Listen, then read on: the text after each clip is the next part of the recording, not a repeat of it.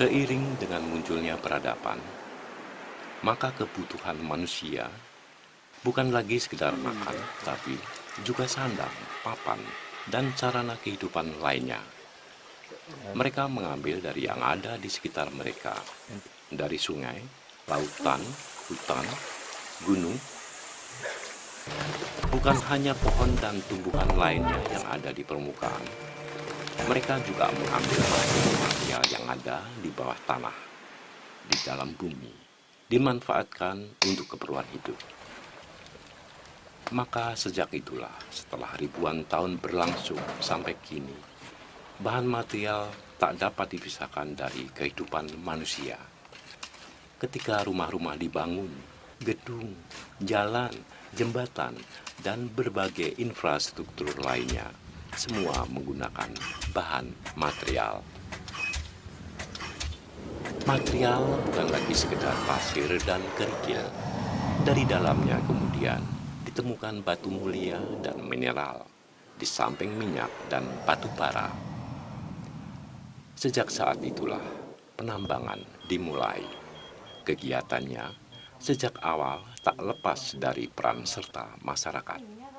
Dari orang per orang, kelompok per kelompok, para penghulu adat, para adipati, sampai raja atau sultan, semua terlibat membentuk koordinasi sebagai wujud kerjasama.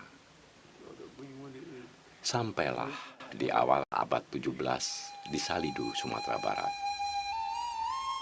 Sebagaimana selama berabad-abad kegiatan tambang rakyat berlangsung, di sana waktu itu masyarakat atau biasa disebut anak nagari bebas melakukan kegiatan penambangan dengan suatu ketentuan, yaitu aturan adat.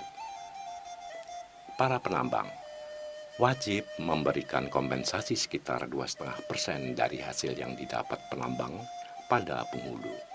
Di luar area itu ada ketentuan atau kesepakatan aturan lain, yaitu tambang yang berada di dalam rimba yang belum dipunyai atau diulayati, anak nagari tidak mengisi adat, artinya tidak membayar bungo. Juga yang berada di sungai yang dinamakan tambang Baayah atau tambang Anjwi, anak nagari tidak membayar apapun pada siapapun. Lantas sejak kapan kegiatan penambangan rakyat mulai disisihkan? Oleh siapa? Jawabannya, sejak abad 17 itulah, ketika pemerintah kolonial Belanda mengambil alih lokasi tambang rakyat di Salidu, Sumatera Barat.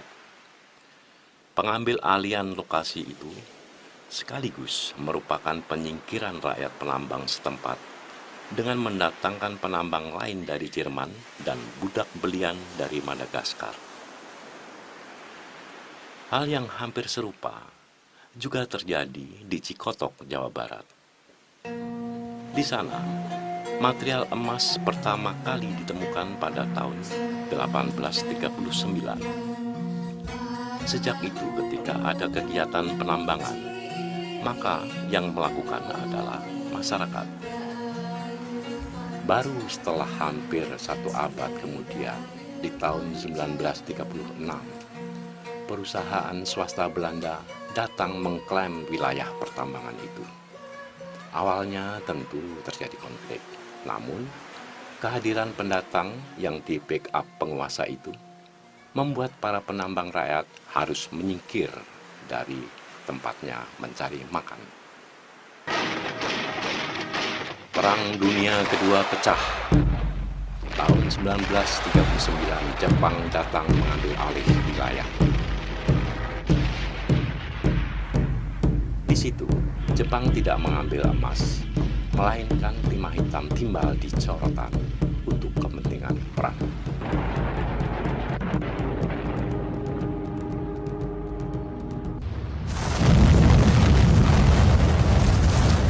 Tahun 1945, Jepang kalah perang. Mereka harus pergi dari bumi Nusantara, yang berarti mereka harus meninggalkan Cikotok untuk selama-lamanya.